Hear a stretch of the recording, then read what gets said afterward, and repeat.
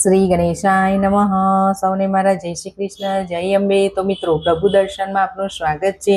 તો મિત્રો, આજના વિડીયોમાં આપણે ભગવાન શ્રી કૃષ્ણ અને કાલિયા નાગની કથા સાંભળીશું. ભગવાન શ્રી કૃષ્ણ બાળપણમાં ખૂબ જ નટખટ હતા અને નટખટની સાથે સાથે બાળપણમાં તેમને ઘણી બધી બાળલીલાઓ કરી હતી. એમની આ બધી લીલા અપરંપાર છે. એવી જ એક લીલા આજે આપણે સાંભળીશું. એક વખત કાલિયા નાગે યમુના નદીમાં પોતાનો અધિકાર જમાવી લીધો અને પાણીને વિસ્મય બનાવી દીધું. આ પાણી પીવાથી મનુષ્યો, પશુ પક્ષીઓ મૃત્યુ પામતા હતા. આ બધું બાળકૃષ્ણને જાણ થતાં તેમણે કાલિયા નાગના વિસ્મય પ્રભાવમાંથી યમુનાજીને મુક્ત કરવા માટે સંકલ્પ કરી લીધો. એક વખત ભગવાન શ્રી કૃષ્ણ બાળગોપાળો સાથે યમુના નદીના કિનારે ગેંદી દડો રમી રહ્યા હતા. રમતા રમતા કાનુડાથી દડો પાણીમાં જતો રહ્યો.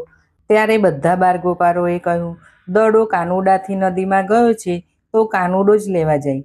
ભગવાન શ્રી કૃષ્ણ લેવા જવા માટે તૈયાર જ હતા, કારણ કે એમને જ લીલા કરીને દડો યમુનાજીમાં જવા દીધો હતો. આ પછી કાનુડો યમુના નદીના કિનારે એક વૃક્ષ ઉપર ચઢી જાય છે. ત્યારે ઘણા બાળગોપાળો એમને જવાની ના પાડે છે, પણ કાનુડો માન્યો નહીં અને યમુનાજીમાં કૂદી પડ્યા અને પાતાળમાં નાગલોકમાં પહોંચી ગયા. તે સમયે કાલિયો નાગ તેના મહેલમાં ઊંઘી રહ્યો હતો અને નાગોનો તેની સેવા કરી રહી હતી. કોઈ પગ ચંપી કરતી હતી તો કોઈ પવન નાખતી હતી. આ બાજુ બાળગોપાળો અને બલરામ યશોદા માતાને ઘરે કહેવા ગયા અને થોડી વારમાં તો આખું ગોકુળ યમુના નદીના કિનારે આવી ગયું અને માતા યશોદા રડવા લાગ્યા. યમુના કિનારે શોક છવાઈ ગયો. સૌ બાળગોપાળ પણ રડવા લાગ્યા. ગોપીઓ પણ આંસુ વહાવી રહી હતી. કાનુડાને આવેલો જોઈ નાગરાણીએ પૂછ્યું, અરે બાળક, તું અહીં કેવી રીતે આવ્યો? તું ભૂલો પડ્યો કે શું, કે તું માર્ગ ભૂલ્યો? નથી માતા, હું માર્ગ ભૂલ્યો. હું મારી જાતે અહીં આવ્યો છું. ત્યારે નાગમાતાને માતા કહીને બોલાવતા નાગમાતા ખૂબ જ ખુશ થઈ ગયા. આ પછી નાગમાતાએ પૂછ્યું, તારી માતાને કેટલા બાળકો? ત્યારે કાનુડાએ કહ્યું, મારી માતાને 2 બાળકો, એમાં હું નટવર નાનુડો. નાગન કાનુડાને ઓળખી ના શકી અને લાગ્યું આ સાધારણ બાળક હશે. આથી બાળક પર દયા આવી અને કહ્યું, રંગે રૂપે તું સુંદર છે, તારા પર વહાલ આવે છે. નાગરાજા જાગે એ પહેલાં તું અહીંયાથી જતો રહે. નાગરાજા ઉઠશે અને તને મારશે અને મને બાળ હત્યા લાગશે. ત્યારે કાનુડાએ કહ્યું, માતા, મારી ઉપર દયા ખાવાની જરૂર નથી. મથુરા નગરીમાં જુગાર રમતા હું નાગનું શીશ હારી ગયો, તે હું લેવા આવ્યો છું. ત્યારે નાગમાતાએ કહ્યું, મારા ગળાનો હાર તને આપું, એ તું લઈ જા. પણ ભગવાન માન્યા જ નહીં અને નાગને જગાડવા કહ્યું. છેવટે નાગનોએ નાગને ઉઠાડ્યો અને કહ્યું, બારને કોઈ બાળક આવ્યો છે અને તમારું શીશ માગે છે. આ સાંભળી કાલિયો નાગ છંછેડાયો.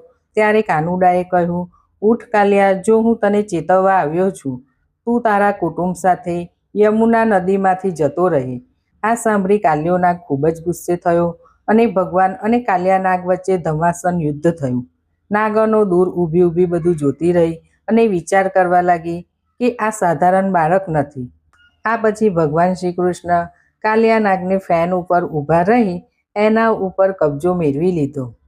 કાલિયા નાગે ઘણા ધમ પછાડા કર્યા પણ છૂટી ન શક્યો.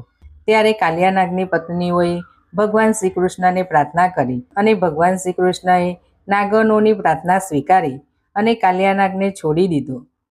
ત્યારે ભગવાન શ્રી કૃષ્ણએ કહ્યું કે તું તારા સહકુટુંબ સાથે યમુના છોડીને સમુદ્રમાં નાગોના નિવાસસ્થાન રમણક દ્વીપમાં જતો રહે.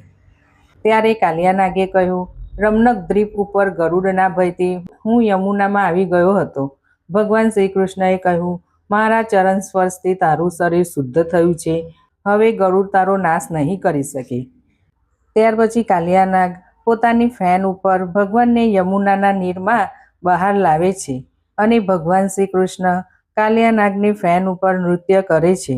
ત્યારે સ્વર્ગમાં પણ અપ્સરાઓ નૃત્ય કરે છે અને યમુના કિનારે નંદબાબા, માતા જશોદા, બલરામ, બાળગોપાળો અને ગોપીઓ સાથે આખું ગોકુળ ગામ ખુશખુશાલ થઈને નાચી ઉઠે છે.